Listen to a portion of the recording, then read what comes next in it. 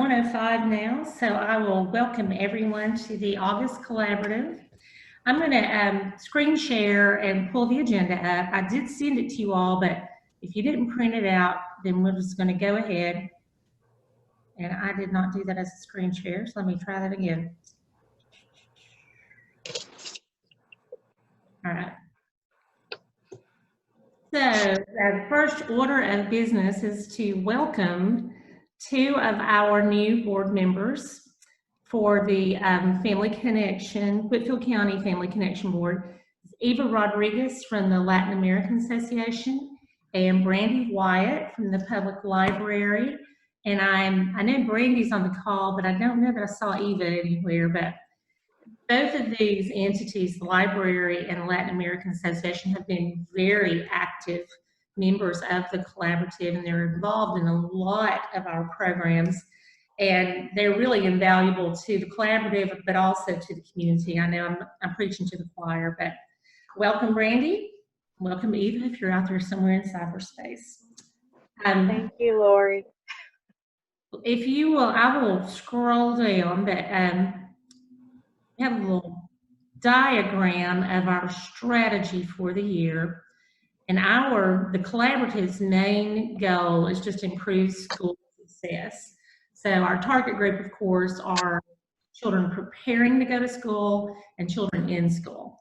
And some of the desired results, as you can see, we want to increase the number of children enrolled in the WIC program, increase the number of children enrolled in Georgia pre-K program, and we've done a really good job, I think, with our pre-K and Head Start registration programs. We want to decrease the number of children absent from school, 15 days or more. That's a little wiggy right now, and if some of those kids really got to get out of jail free card at the end of the last school year, and I think we're going to be better this year, even with virtual school and counting people present and counting people absent. So maybe we can kind of get back with that, because those are really our at-risk kids. We don't want them to fall behind. We don't. If I can figure out how to unmute my computer. I know. I can't see anything because she's. You want me to mute you, Stephanie? I mean, Melanie. Let me mute you. Put it on. I'm muting her. Are you good? Okay. All right, and then we want to increase the number of third grade students achieving proficient learner or above on milestones ELA. We have done really great with our literacy scores for third grade, especially Whitfield County Schools has really knocked it out of the park. So I feel like as a group, we're doing a great job with our goal of school success. Of course, there's always room for improvement. And I'm not going to read all that out to you, but as you can see, there are programs and activities that we're engaged in throughout the year, and then the collaborative strengthening activities. And we'll talk more about those as we go forward into the year. I'm going to go back to the agenda. We had talked about doing a membership directory last year, but it's my first year and I was kind of busy not trying to fall into open manholes. So this year, we really want to just reach out to everyone who's active in the collaborative. And if you're active in the collaborative, you're a member. There's no special hoops to jump through. And we would like to create a directory so that everyone knows who's active participant in the collaborative and who they can reach out to for assistance with whatever their clients. I just think it's good to know what people are plugged in where. So we will work on that as the year moves forward. Teen Maze 2020. We really aren't sure about Teen Maze 2020. We know that if it happens, it will be virtual in nature. Right now, we're waiting to see how the school systems are going to be operating, because we do feel that even if it's virtual, we need to have school counselors plugged in, because we are talking about things that may raise issues in some of the students' lives, and we don't want to just throw that out there without giving them someone to talk to. So we'll tell you more about Teen Maze as we move forward, but the schools have said no field trips. So it will not be in the form that it has been in the past, but we are definitely planning to do it in some form or fashion. Sharing is caring. We are working on that right now. We will have the regular Christmas store on December the 19th at the fairground. The classes that clients take in order to qualify for the program, that's what we're really discussing now. And I see Melanie is on the call. Melanie Watson from Whitfield County Schools is really this genius at putting together this class schedule. So if your organization would like to present any sort of class, please reach out to Melanie. You can go ahead and send her a message via the chat if you like, but Melanie is definitely the go-to person for those sharing is caring classes. And I'm just going to briefly touch on this. I'm not even really sure how to say Pitalik Foundation, but Region 1 of Family Connection, which includes this whole Northwest Georgia area, we have received monies to go through our communities and find who has the ability to train on any programs that emphasize trauma and poverty. So I know I just saw Mary Smith popped up a Darkness to Light training that will be in late October. So yay, Mary Smith's immediately going on the list. But what we're trying to do is find a catalog of what we have covered in our community. And this Pitalik Foundation Award, what we don't have covered, then there is some money to have people trained. And it could either be me or someone can step forward and say, yes, my organization would love to send someone to have the training for this particular, like poverty simulations and things of that nature. But I will get back to you more in the future. But if someone in your organization does some type of training that is trauma or poverty based, I would really appreciate it if you would reach out to me. And we are thinking that Whitfield and Murray County will probably combine forces because a lot of you guys serve both Whitfield and Murray counties. So more on that in the future, but the Pitalik Foundation Award is for 2 years and it's $100,000 a year. So it will fund some civic dinners where we can sit down with people, some screenings of the Resilience documentary. I don't know if you've seen that, but it's from Prevent Child Abuse Georgia, and it's fantastic. So there's some really good things that money can pay for moving forward. Okay, so I'm going to hand off to Lori.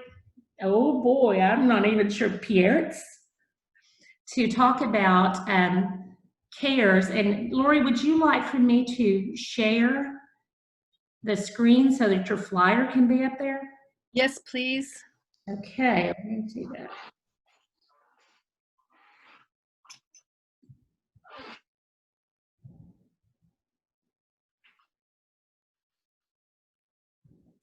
Okay. Hi, my name is Lori Purarts, and I am the case manager for your area. That's Catoosa, Whitfield, and Murray counties. What we're doing is we have temporary funding to help people in your area who were affected by COVID that were laid off and now returning back to work, or the hours were cut, temporary close downs, and they've gotten behind on their rent. And so the funding is to help them get caught up on a month, maybe 2 months of rent, and it's just for a couple months. We can't do this any longer than that. We can also help maybe get caught up on a few months of utilities. But I really want to be very clear about this is the very temporary program. It's only 15 months. We have X amount of dollars per area. So once that funding's gone, it's gone. And I can only serve four families at a time in each area. So there's an income limitation. Folks can't earn over the AMI of 50% for each county. So, and I think that's about it. And I can't think of anything else to say. So if you have any questions, I'd be happy to answer them. I put up an email where the where people can access the help, and so I put that in this chat. And if you have any questions, I'd be very happy to answer them. And I did send this out to the entire collaborative yesterday, I think. If for some reason you did not get this, please reach out to me and I can forward it to you as well, or re-forward it to you. I've already gotten a couple of people already for assessments. So from your area. So the word is getting out, and I'm really glad to hear that, because I'd hate to send this money back to DCA. Oh no, we can spend it. We can spend it. In Let's spend it. Let's spend it. Hey, Lori, I have a question. Hello. Sure, I'm here. So, and then you told me on the phone the other day, it was like you would like a max of 4. So you're going to get more than 4. Yes. So how do we just need, if you are maxed, will you take a waiting list, or is it just, no, try back next month? I will try. I will take a waiting list. Okay. Because it is very temporary. Like, I have one person already. All I have to do is pay 1 month's rent, and she's good to go. So she's going to be on my list, and then she's going to be gone. Yeah. Okay. So, yeah, this is like a rapid fire. Not like a dock up is out of funds, come back later kind of thing. You could potentially work through a list of people that are waiting for it, kind of a thing. Yes. Okay. Yes. If they don't get help in the meantime from somewhere else. I mean, this is a good way for us to like maximize our resources. Like, if we know somebody's has rent or utility problems that don't have anything to do with this, then we could like share. Yeah, it might alleviate some other resources here in town to kind of things spread a little bit farther. Yes. This has got to be COVID related. Right. So they have to tell us, due to COVID, I blah, blah, blah, blah, blah. Like you were saying, I missed wages because I had to go on quarantine, kind of a thing. I didn't lose my job, but I have less money this month. Yes. So I just need a little fill in the gap, but not an ongoing thing. Got it. Yes. Yes, absolutely. And, I see us at the continuum of care for homelessness, because we're prevention. Mm-hmm. So I see us fitting in your continuum of care. Okay, and Lori, that is for the next 15 months, like beginning in August or September? Well, I'm just now getting referrals. And like I said, I'm contracted for a year. And so I'm almost imagining the money's going to run out at some point. Yeah. So I don't know exactly. And I don't even know, if DCA gives us more money, I don't know how that's going to work, but I just know we were told this is very temporary. Yeah. And very question. Sorry. I have a question. Is it income the only limitation, or is there other limitations like legal status? No,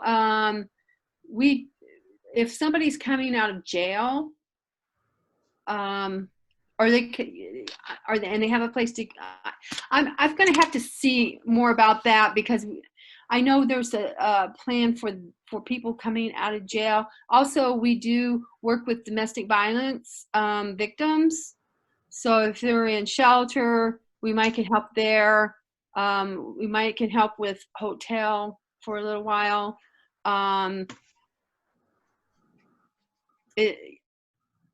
Just as long as we might can do that, and then as refer them on to like dock up, or refer them on to housing CDC or something like that.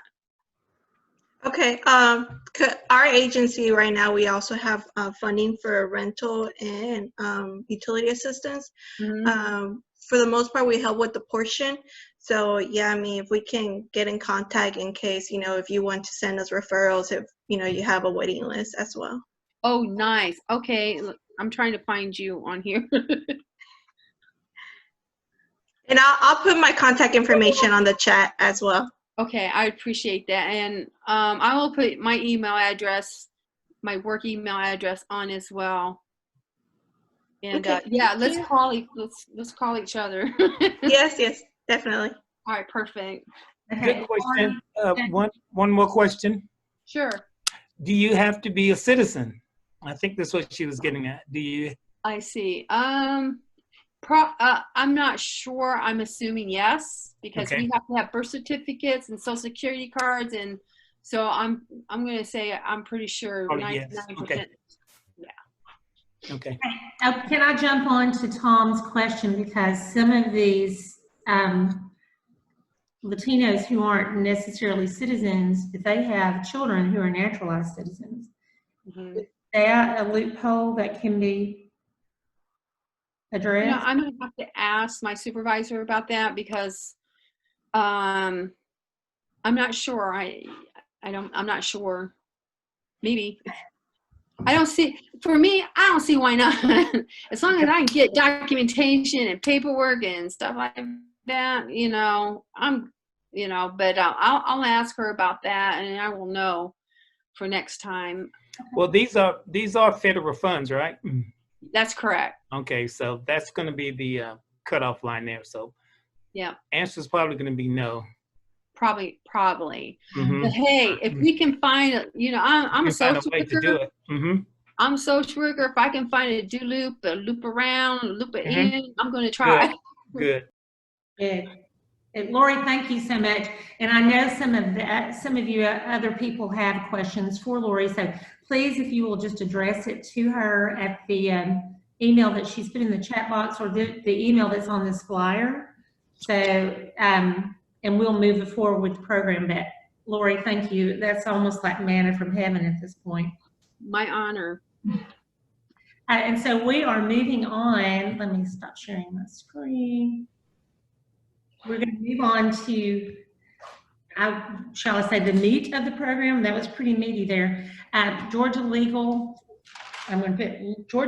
Services Program is on. We have Marcy Moeller and Amanda Connell, and they are going to be addressing some issues that your clients would need to be aware of, as far as evictions, repairs that may or may not be made during COVID, et cetera, et cetera. So I'm going to hand the floor off to you guys. Do you want me to go ahead and start that slideshow and share the screen?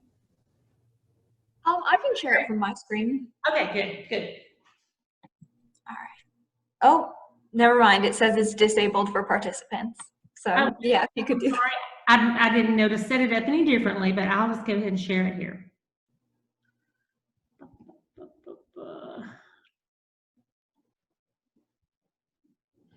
Okay, and I guess I'll have to advance it too. Yeah. Okay.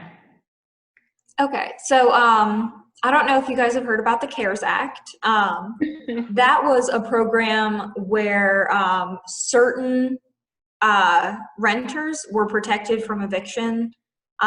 It was for renters in properties that had a federally backed mortgage. So that would have been a Freddie Mac or a Fannie Mae loan. That program expired on July 24th of this year. But under that program, landlords couldn't evict their tenants until that expired. And the day that expired, the landlords could serve a 30-day notice. So those evictions won't be coming through until late August. So it's coming up. But our supervisor put out an article in the paper, and we've included that link there, about a rise in illegal evictions and kind of what to do about those. All right, could we go to the next slide? Yes. Okay. So in Georgia, there are different rules based on whether you have a lease or not. If you have a written lease, then the lease will describe the terms of your tenancy. It'll say how much notice is required to evict you. And the rent stays the same throughout the term of the tenancy. So Typically, a tenancy will last a year or 6 months, something like that. If you don't have a written lease, or if you had a written lease and the lease term expired and you don't sign a new lease, then you're what's called a tenant at will. So tenants at will don't have the same protections under the lease, and the landlord can evict them with 60 days notice for no reason. They can also increase the rent with 60 days notice. And in order to move out, the tenant only has to give 30 days notice. So if the landlord gives you 60 days notice that the rent is going to increase beyond what you can pay, then you can give 30 days notice and get out of that. It's important to note that regardless of if you have a lease or no lease, if you fall behind on rent, they can file for eviction the next day. Those notice provisions don't hold. All right, so the next slide, please. So the only way to evict a tenant legally is through the dispossessory process. So through that, a lot of tenants will get a notice, and the notice is not what evicts them. The landlord has to go through the court process. So for the court process, after giving notice, the landlord will file a dispossessory in the magistrate court, and that will be served to the tenant. Once the tenant is served, they have 7 days to answer. And to file an answer, you have to go to the magistrate court, and they have a form, or if you get legal help or contact Georgia Legal Services, your attorney can file that form, that answer for you. In Whitfield County, typically court is held on the very next day. So we tend to tell people to wait till later in that 7-day answer period, because they set that hearing on for the next day.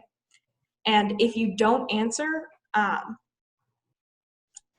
or if you answer and then don't show up at court, you can get what's called a default. And defaults can't be appealed. And a default means that they can get a writ of possession that day. So if you do answer and you do come to court, then even if you lose, you get a 7-day appeal period where you can either appeal to Superior Court or not. But during that 7 days, the landlord can't kick you out.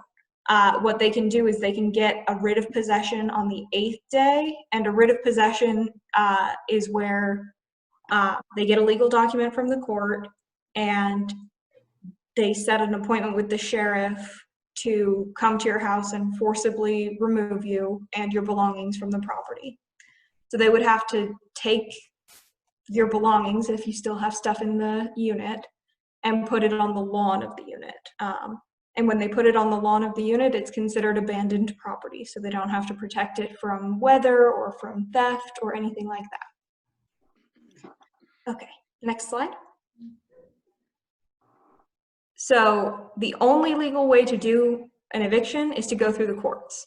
What a landlord cannot do is they cannot remove a tenant's belongings without a writ of possession.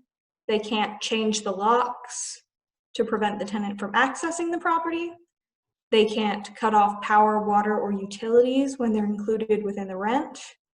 And they can't come into the rental unit without prior notice, except for an emergency or a health and safety issue. All right, next slide.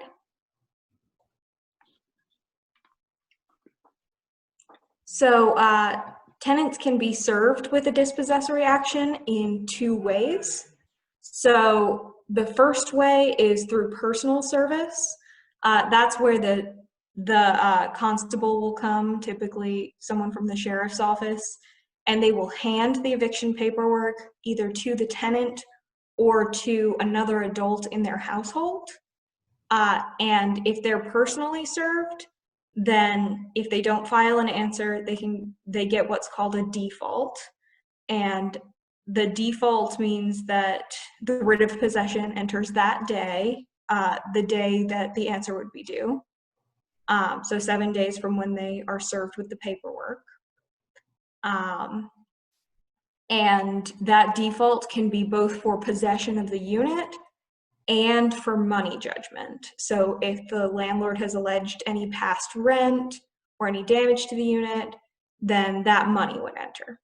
If you're served through tack and mail, however, which is if they can't find you or you don't answer the door, they will kind of tape the eviction paperwork to your door and they'll mail you a copy. So if you're served by having it taped to your door, then you don't answer. It's still a default. So there's still a judgment on your record and they still get the possession of the property, but they can't have a money judgment attached to that. So the money judgment they can file a separate lawsuit for, but it can't happen through the eviction process. All right, next slide. So the tenant's best defense in the state of Georgia is the tender defense. So that is for a non-payment of rent action. So the landlord alleges back rent that you haven't paid. If you can pay all of the money that's owed and the court costs to the landlord within that 7-day answer period, then the eviction gets completely dropped. So you get to stay in the unit. It can only be used once in a 12-month period.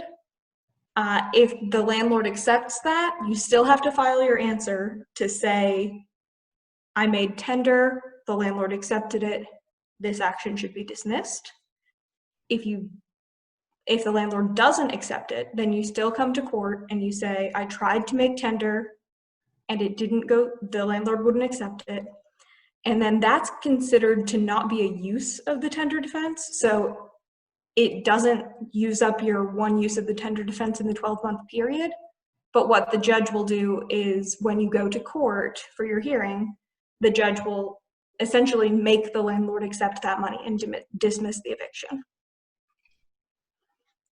All right, next slide.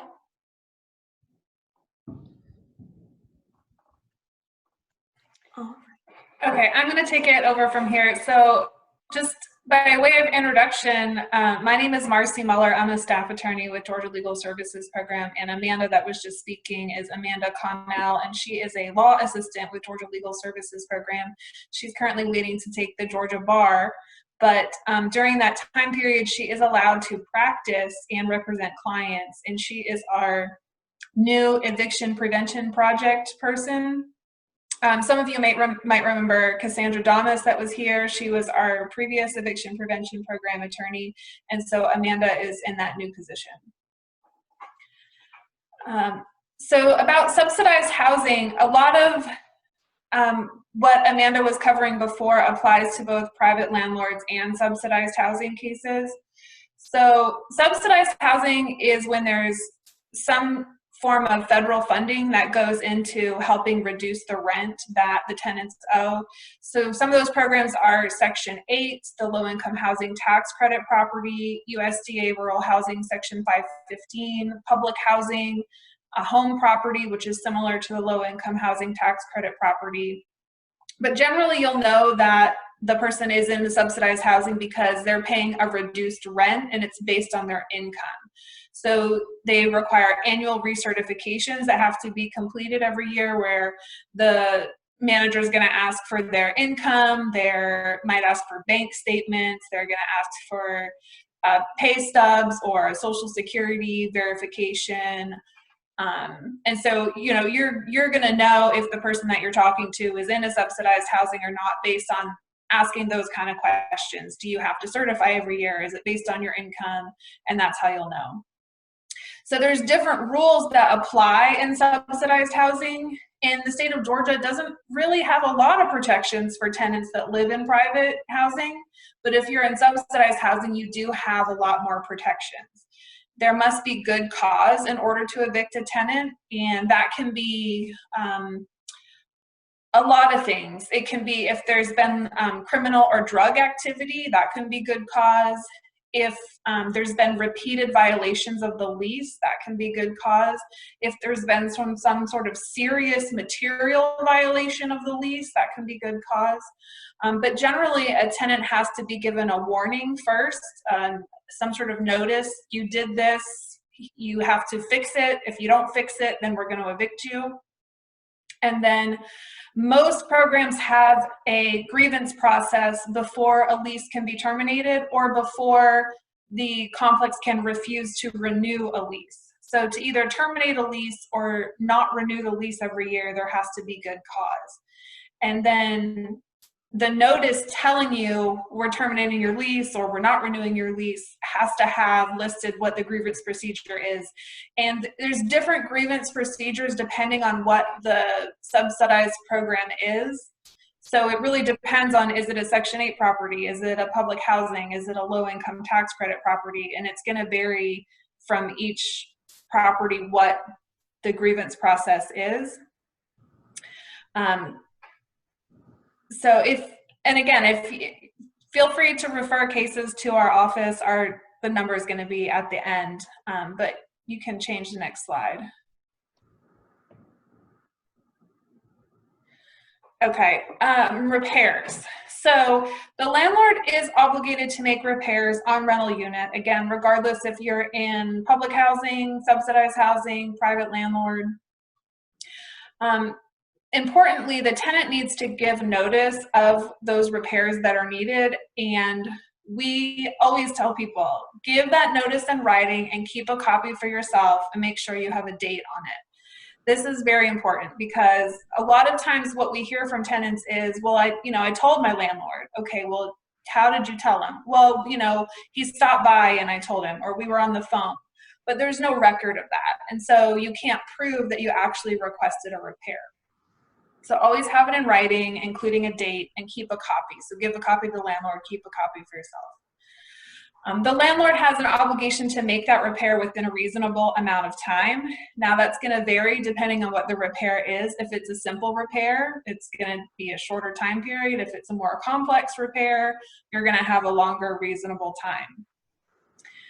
The repair and deduct method is available if the landlord is not making the repairs within a reasonable amount of time. So let's say you've requested a repair, the air conditioning is not working, and it's been a month and the landlord hasn't done anything. Well, that's definitely outside the realm of reasonable amount of time.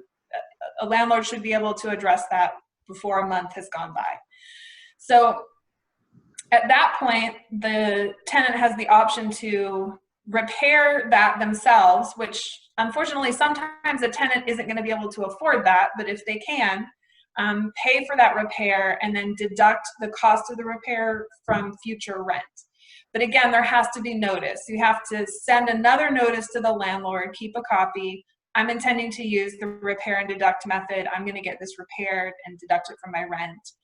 And then keep track of any receipts, estimates, any paperwork from whoever's completing that work, because the landlord could later file a dispossessory saying that the tenant didn't pay the rent because they used that rent money to pay for the repairs. But if you have all your receipts and notices and everything to back it up, probably the magistrate judge is going to say you don't owe that rent because you can show the process that you went through as long as you have a record of what happened.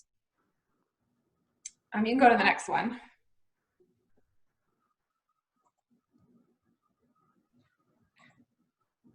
Well, there we go. Is that it? Okay, yes. So we were trying to be very brief.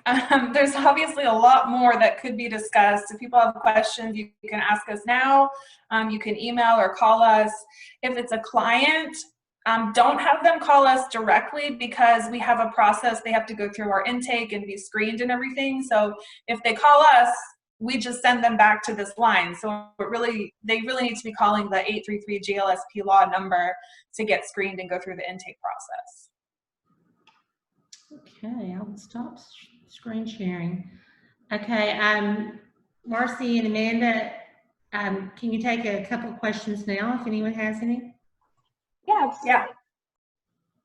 Can I ask a question? Because I was speaking with someone who has a knowledge about housing, and she said that some landlords are using COVID as an excuse not to do some repairs, and they're not allowed to do that. Is that correct? I would say they're not allowed to do that.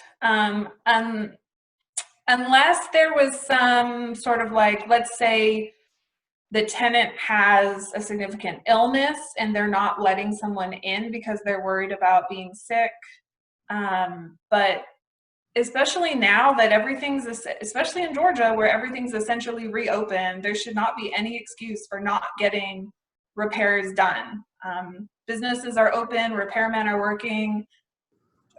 I don't think it's a reasonable excuse. And that's really the standard, is reasonable. And is it reasonable to say I can't do it because of COVID? And right now, I don't think it is reasonable at all. Maybe in the very beginning, when things first completely shut down and really there wasn't anyone available, that could have been a valid excuse. But I just don't see it right now to be a valid excuse for not getting it done. Okay.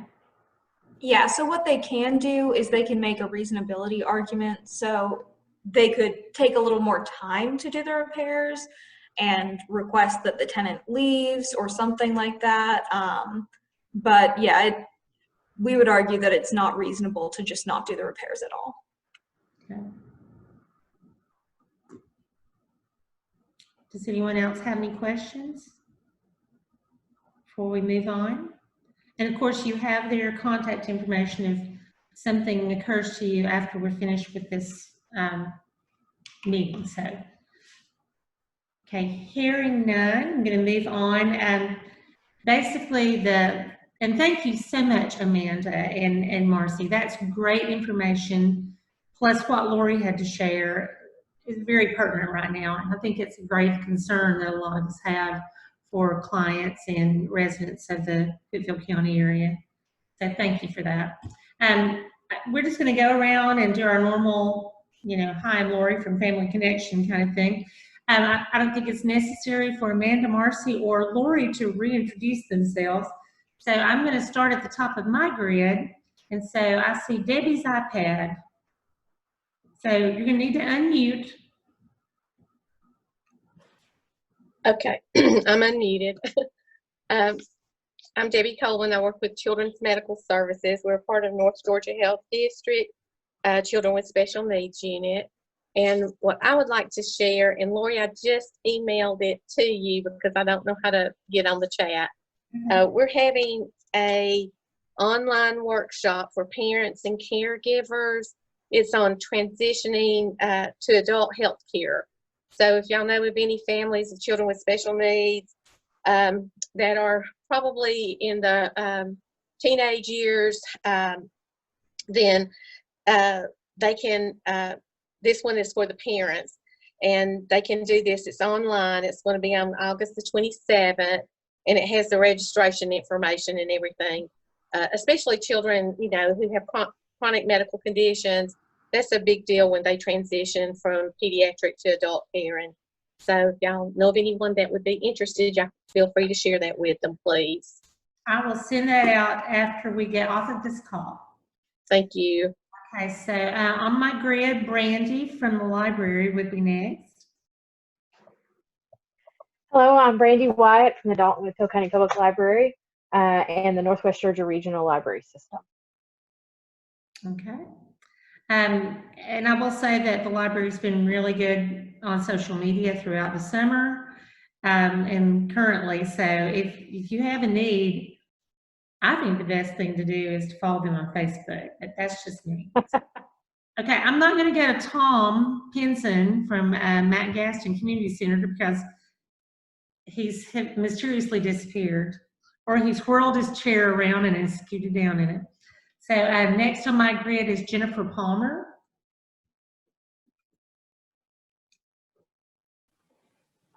Jennifer Palmer with the Region 1 Field Office for the Department of Behavioral Health and Developmental Disabilities. We are the point of entry for individuals with special needs to enter into basically adult services.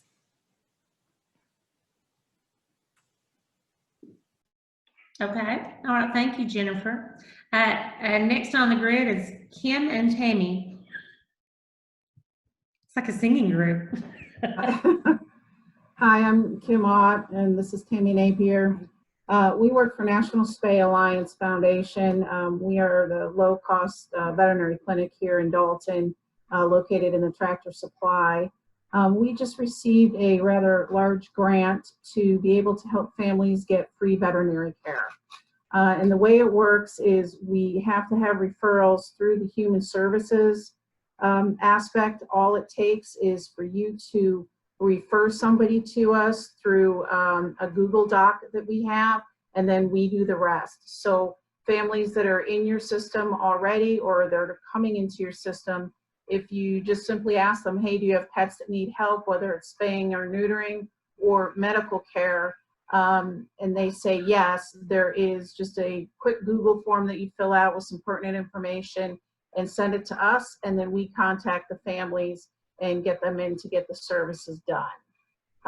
It's for Whitfield and Murray County, and with COVID, it's been a little difficult getting in touch with everybody to get this program up and running, but it really just has to come through one of you guys through the human services. If it's something that you're interested in, I did put my information in the chat, my email information. Happy to speak with you guys one-on-one about that. Easiest thing to do is email me. Tammy's the one that manages it and follows up with the clients. But we definitely have a pretty large sum of money to be able to put towards that. So anybody that has families that has pets that needs help, it's free to them. That's excellent. And Kim and Tammy, thank you so much for being on the call today, because you guys are the ones that would be referring people. Because as Kim put it in my conversation with her earlier, this is a human-based grant. So it really has to come from agencies that serve people who have various needs. So, and Kim, I think you sent me that Google Doc. Did you send me? I did. I sent it to you. It's the one from Floyd County. Whatever organizations, it'll be specialized to Whitfield and Murray. I just need to know who the organizations are. It's a super simple form to fill out. It's a Google Doc form. All it takes is for you guys to fill it out with the family's information and send it over to us, and we do the rest. That's it. You don't have to do anything more with it. We'll contact the families. We'll get the appointments made. We'll get everything taken care of for them. But it does have to come through a human-based organization. I think it's great because right now, as we've been talking, people are so money stressed, and pets are family members in many cases. I know in our house they are. So that takes another stress off the family and puts money where they can put it towards utilities and rent, which is much needed. Thank you very much, Kim and Tammy. And you did put your information in the chat box, correct? I did, yes. I put my email in the chat box, so feel free to reach out anytime. So, and if any of y'all don't happen to write that down, I have Kim's email. So should you have an epiphany like in the middle of the night and say, oh, I didn't get that, or oh, I have a client who could use that, shoot me an email and I'll get you Kim's email. Thank you guys. That is a great service you're providing. Okay, Carolina. Hi, I'm Carolina Marino with Girl Scouts of Greater Atlanta. We're working on how to serve the girls virtually this semester at least. We usually provide programs to them at different schools in person, but since some are staying home and some are returning, we've decided to go virtually and have supplemental like booklets for girls that may not have internet or a device actually, yeah. So, Carolina, is this something that's open to girls who may not have had the ability to stay for Scout meetings at school? I mean, can this be something that we push out so that people can maybe get their feet wet with Scouting while it's available virtually? Yes, we do have like schools that we we only serve specific schools, but I think like since this group serves like underserved communities in general, I think we would be able to like send out a flyer so that anyone interested, regardless of what school they go to, would be able to participate. Okay, well, if you make that information available to me, I'll push it out to the group and we'll see what we can do. Yeah, because we're also providing supplies since I know that might also be one reason they might not be able to join. Right, right. Well, thank you, Carolina. Okay, Lizzie Stuckey, you are next on the grid. Hi. I don't have much to add. I'm Lizzie. I'm the Youth Services Manager at the Dalton-Whitfield County Public Library, and I appreciate the shout out to our Facebook page because that is a great way to get, of course, our virtual programs. We do have programs going on for little ones, kids, teens, and adults, but also to get the most up-to-date information, because that, or our website, which is nfornorthgrl.org. Basically, a lot of things are in flux. I know Brandy will agree with that. As we get different processes and procedures approved for things like book return, curbside service hours, things like that. So as those change, we make sure those are updated. So if you want to keep up with that, or if you have families who have questions about that, of course, direct them to our page, and that should be the most current information. Right. So, thank you. You guys done a great job throughout the summer. I mean, you really have. And I know that there have been parents, well, and at the end of the last school year, there have been parents who weren't prepared to be teachers, and you guys helped a lot. Thank you. Right. Speaking of people I know who are teachers, Toby Westmoreland, you are the next person on the grid. Hello, everyone. I'm just writing down like a crazy man, writing everything down. I'm working for North Georgia RESA now. I'm the wraparound specialist, which means that I work with Murray, Whitfield, Gilmer, Pickens, and Cherokee counties to help try to bridge schools that are on the needs improvement list with you guys. And not every county has schools on the needs improvement list. Whitfield only has one, which is the alternative school. Murray has 3, and Pickens has 1 elementary school. So and I basically only can work with the schools that are on the needs improvement list, which is really a crazy thing.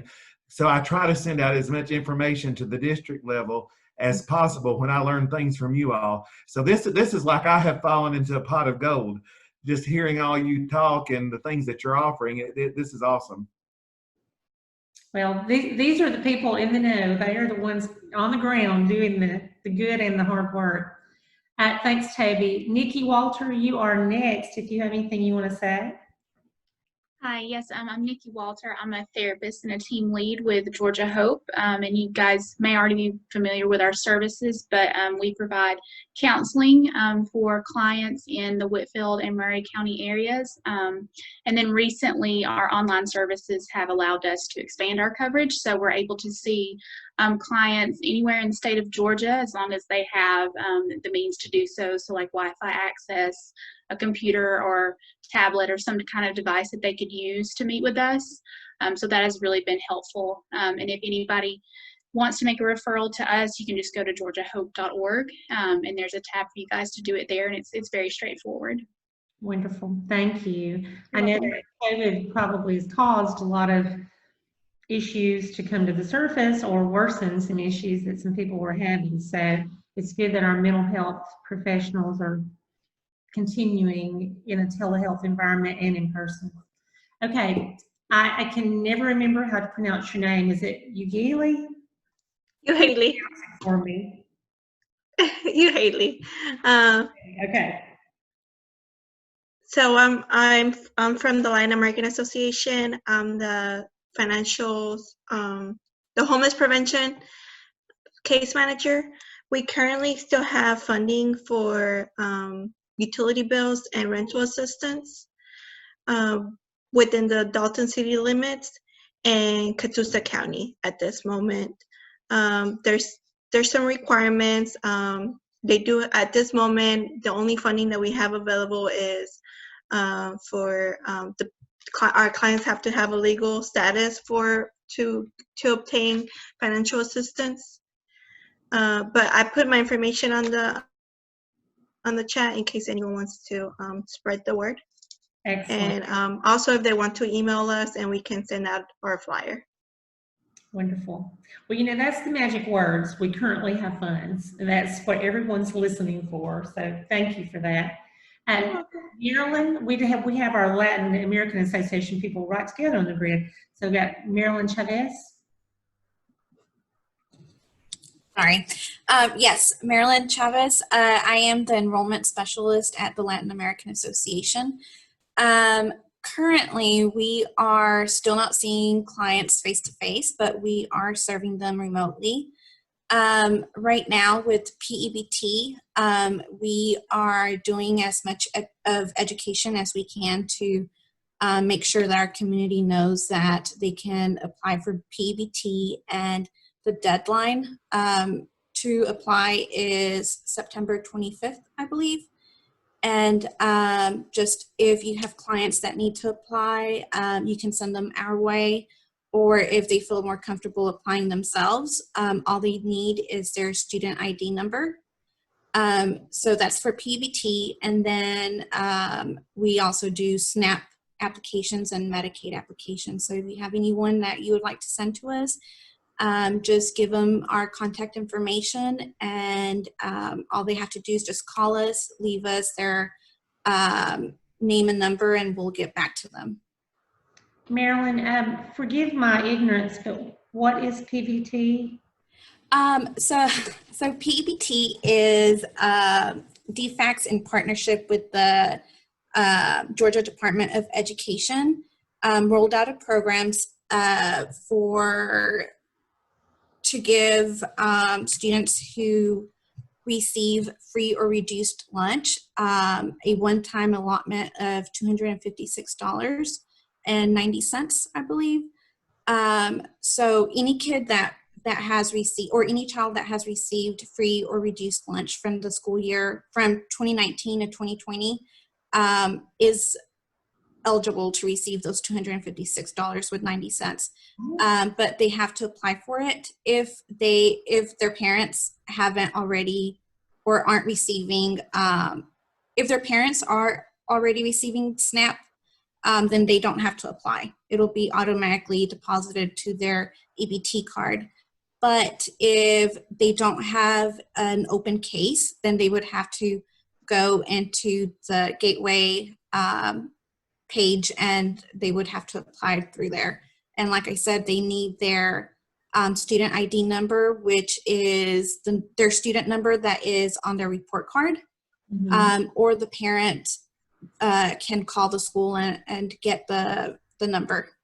Okay, excellent. I'm sure that's something that some parents aren't aware of, so that's good to know, especially having to buy school supplies right now. Right, and we've actually encountered that a lot, where our community doesn't really know about pandemic SNAP or pandemic EBT. And so we're doing a lot of education, and I believe it rolled out about 2 or 3 weeks ago. And like I said, the last day is September 25th. So we need to make sure that we spread the word and know that and help the parents understand that their kid, if they receive free or reduced lunch, they're eligible for that. Okay. For that extra help. I'm sorry, if you have anything that promotional materials or something like that, if you want to share it with me, I'll push it out to the collaborative and they can share with their clients. Okay, I'll send something to you today. Thank you. By the end of the day. Okay. Thank you. Teresa, are you still there?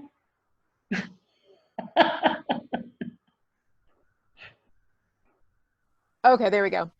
Hi there. I'm Teresa Sefik. I'm one of the social workers with Whitfield County Schools, and I'm also the homeless liaison. And Whitfield students come back on the 31st, so our teachers are still doing work in classrooms, preparing for new realities and such as that. So we are currently in that mode right now.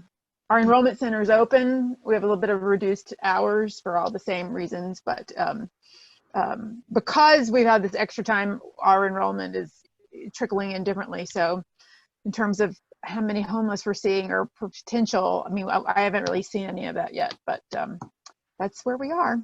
All right. Well, hopefully that will stay the case, but I'm afraid that it won't. Yeah, no. Thank you in advance for all the work that you will be doing, Teresa. Thank you. Melanie?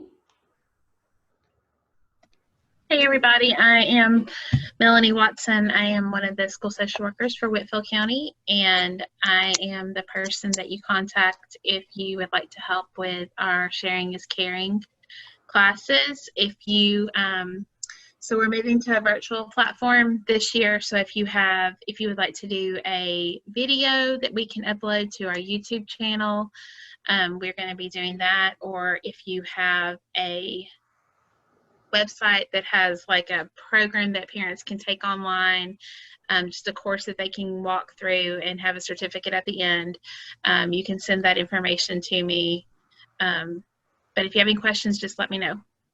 Wonderful. Thank you, Melanie. Another one of our great, aren't you a social worker too, Melanie? I mean, our school social workers are so fabulous, if you only knew. And I'm afraid all I'm seeing is Samsung SM. And you have on like a pink or salmon color shirt. That's you. Yes, yes. You're muted. Can you unmute? Okay, there we go. Hey, my name is Leticia Garcia Sanchez, and I'm the SNAP Outreach Coordinator for the Chattanooga Area Food Bank. I also do the PBT. I can help them apply for SNAP, Medicaid, TANF, WIC, and do a little case management with those. Excellent. Well, you guys there at the Chattanooga Area Food Bank have been working hard throughout this pandemic, so it's not gone unnoticed. Thank you so much. You're welcome. Jonathan Sloan. Hey, good afternoon. Great meeting, guys. I'll try to be quick. It's already after 2. We are currently in the middle of a roadshow, virtual roadshow for Region 1 with our director, Tom Rawlings, and state team.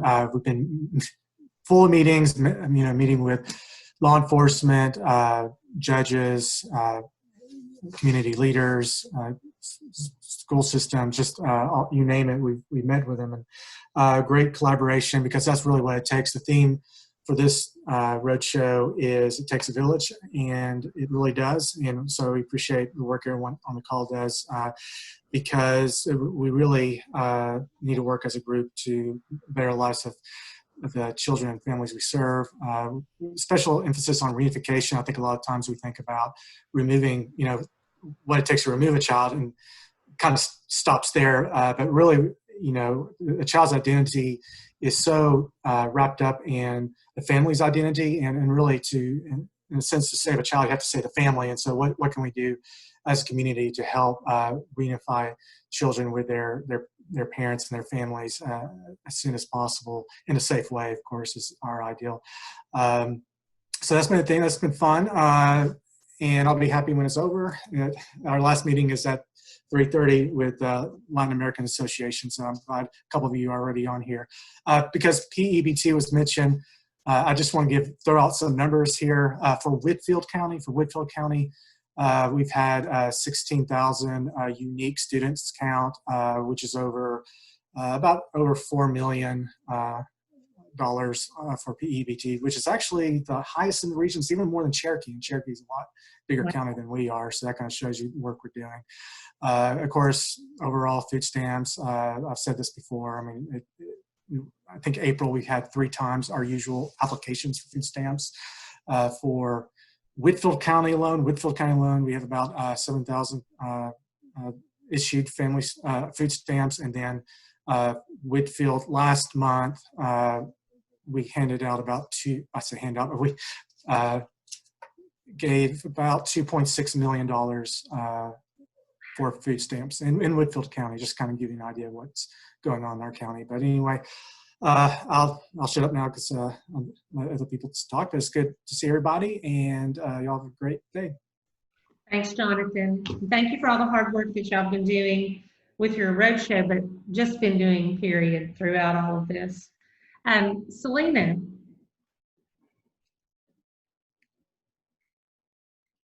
You need to unmute. There we go. Can you guys hear me now? Everything's going well. I think the other Whitfield County people have already covered it. Teachers are just really working hard. Does not matter how long teachers have been teaching. This is a whole new world. and they are really making sure they're working hard to do everything they can for kiddos. I have an office at Pleasant Grove Elementary, and I've had an opportunity to see kindergarten and pre-K. Families have been coming in at appointments one at a time, so they can actually come in and see the teacher in the classroom, since they're not going to get that experience. Parents are not allowed, we're not allowed to have any visitors in the buildings once school starts. And so they won't be able to walk their kids in the first day. So they're able to come in and still see the classroom, take first day of school pictures. Teachers have little backgrounds out in the hallways and all. And it's just been, they're so excited. The kids are just so excited. Parents are excited. So it'll be a great year, but it's going to be a different year. Yes. And you know, that may be a blessing in disguise, because if mom can't walk them to their classroom, there may be fewer tears. Mm-hmm. That's true. From mom. Yes. All right. Well, good luck, Selena. Raquel, can you unmute? Good afternoon, everybody. My name is Raquel Moore. I'm the migrant liaison for all Whitfield County schools, and I work from kindergarten to high schools. And I walk every single schools, and I can see the difference for all schools. And this year is completely different, and we still try to manage what's going on. And everybody, I guess, is anxious to see how the school gonna be handled, but. Everybody, I guess, students are tired to being home and getting excited to come to school again. And parents also too, send them back to school, the students. But I try to recommend everybody. I've been speaking with them. As a school, we try to prevent separations from each other, and also parents wear the mask, students wear the mask. Even the governor say he's not gonna be mandatory, but we try to encourage the parents, send all the students wear their mask. And we're gonna try to cover all the basics right here, the health measurements in the school, to avoid that. And we see how these 9 weeks experiment doing. And well, everybody, we'll see you next month. Oh, great. And I have to say, the education system has been so creative to come up with solutions. So I applaud you guys for that. And yes, my kids are dying to go to school. I am dying for them to go to school, because, you know, it's hard to be a parent and a teacher. Yes. We do appreciate the work that you guys do. Thanks, Raquel. Lillian?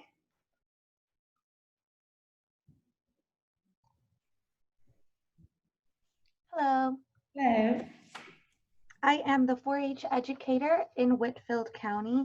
And all I really wanted to say is that I thank everybody for the things that they're doing to help smoothly go through this COVID stuff. On my end, we are have contacted as the teachers that typically do 4-H in their classrooms. And what I have heard back from 3 of them is that they are going to accept 4-H in as a special type of visitor, just along with DARE. So it's kind of more educational components. We're of course going to take any safety precautions necessary to, you know, be safe. But we will be doing this in school meetings. We have a lot of safety precautions to take to start doing face-to-face after school activities. So that is in the works. I am creating a new calendar, a Google Calendar that's easy anybody to access. I'm learning Google Classroom, a thing called Flipgrid, any kind of virtual activities that will be able to support whatever a teacher asks of us. So there is one school where I will be going in person, but they have virtual students. So I'm still going to kind of be doing both, I guess, and providing the virtual students with the 4-H opportunity as well. And if you don't know, the main 3 things that I can pull out from 4-H to be easy for you guys to grasp is, of course, in-school enrichment based off the Georgia Standards of Excellence, Project Achievement, which is a public speaking competition. Also includes some other topics, but mainly public speaking. And we promote that a lot in the school as well. Teachers use it as a grade and stuff like that for public speaking, but then we take them to the competition. And then towards the end of the year, our 4-H summer camps. So of course, they all got canceled to keep the kids safe this summer, but I am working to secure some scholarships so that I'll be able to invite some kids next summer, hoping and praying that we'll be allowed to do it. My goal is to send 30 kids to camp in 4th through 6th grade. So I averaged that about 15 boys and 15 girls to go completely free. That is my goal. About 10 7th through 8th graders because they go to a separate one, and about 5 9th through 12th graders. So in total, hopefully we can get enough scholarship money rounded up to take all of those kids to camp for free. If you have any questions, if there's any way that I can help you, knowing that I am learning all of this virtual stuff, I am happy to do so. And I guess the last thing for Ms. Lori there is whatever you can think of, or we could discuss how 4-H can continue to do some type of resource arena if Teen Maze does go virtual. So feel free to reach out and let me know. Thank you, guys. I'll definitely be reaching out to you for that, Lillian. We're a 4-H family, so we are very, very pro 4-H. So if there are any kids there that need to be plugged into something, 4-H is great. And the summer camp, hopefully if they can do that, is an excellent experience for kids. Thanks, Lillian. All right, Noriel, it looks like you're the last on the grid. Hello, how's everybody? Good. Just really quickly, we have an event this weekend, this Saturday. We've been doing block parties on the weekends, kind of for our members and community. So this Saturday, we will be partnering with Peach State Health Plan for a Spanish version of our block parties. I'm sorry, apologize for that. And we're going to have Tony Guerrero, DJ Anthony. There's going to be games, name that tune, raffles and stuff being given off. Lori, I sent a reminder email to some of my partners recently, and I had you on there. If you could share it on there, because they do have to register. It's really quick to register. For those that can't, though, in the body of the email, where you look towards the bottom, it does give you the Zoom ID and password that you would need to log on and be part of the event. So if you guys can share it with those in your schools, your communities, and the LAA community centers, you know, we really want to get as many of our not just WellCare or Peach State, but really community members out. Excellent. And Noriel, you guys did a fabulous job throughout the summer, keeping kids engaged. We're trying. The school has started, so now, you know, story times have changed. So we've even changed our story times to like some of us are doing them in the evenings, you know, evening story times right before bed, even on a Saturday.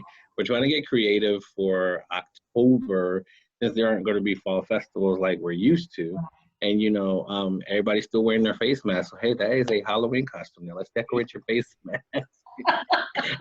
Like, you know, just trying to come up with different things. If we can give an hour where mom and dad can get away, try to go get some other stuff done, we can keep the kids occupied, we are more than happy to do so.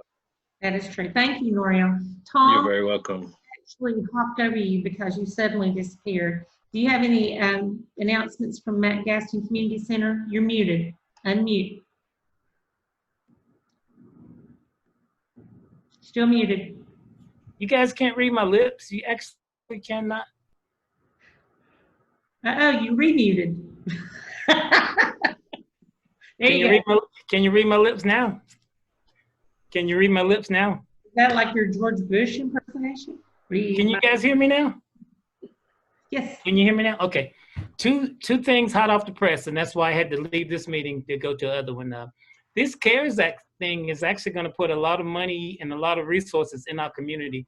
The first thing I guess I can tell you about, most of you guys have probably already heard about it, is that the community center is going to actually on August the 31st through September 27th, I think it is, serve 150 meals to people in this community. through the Oakwood and the filling station. And that's just drive by and tell us how many you need. They're actually doing it. This is one of the census tracts that has the lowest income people. So they're actually going to do it here at the community center and at the housing authority. So they're actually going to serve 300 meals per day. That's these are hot meals, ready to hot eat. meals ready to eat. All we're going to do is hand them out to people they drive through. And they're good ones, like good, like Oakwood and the filling station. Yeah, good food. That is exciting. And Tom, I know this is kind of not in this meeting, but we're willing that the community of Hope people are willing to come and help volunteer with that. Okay. Stephanie Hogshead, Stephanie at the United Way, and Margaret, they're actually coordinating the volunteers through their volunteer center. But you will be hearing from us. I'll probably be contacting Lori about getting some volunteers to help. It's only going to be like 2 hours in the evenings from 6. It's from 6 until 8, and we're anticipating probably these 150 meals will be gone in less than an hour. Yeah. The second thing is Dr. Perez, that's who I was in a meeting with also. He's actually going to start a drive-by clinic here at the community center on Sundays. So people can come by and get tested for COVID here at the community center. Excellent. He's anticipating 400 on Sundays, and he's going to do it for 2 hours during the week. And it's going to be a drive-by. He's trying to target the members of the Hispanic community. He said that most of the people in the hospital with COVID, 95% are Hispanic or Latino. So he wants to get more testing in the Latino community. And they're going to also do contact tracing from here at the community center. It's a 16-week program, which is funded through the City of Dalton and the CARES Act. So that's 2 great things going on in our community. And as soon as I get flyers on both of them, I'll forward it to Lori and she can send it to everybody. That's great. And the next site that they're going to start using for testing is the library. No. Just kidding. No, because they always want to use the community center for everything. I said, the library has a great parking lot and great access. But no, that's 2 great things going on in our community, and it is. It's going to help us out a lot here. That is fantastic, and I hope everyone takes advantage of that because that's wonderful. The meals and the testing, it's just the convenience of it is wonderful. Guys, I think we have reached the end of our meeting. If you realize you missed some sort of detail and I need to put you in touch with someone, please just let me know. Until then, I hope you all remain well and happy, and let's get school off to a good start and start this year right. Start the school year right. Bye, guys. Okay, good to see everybody.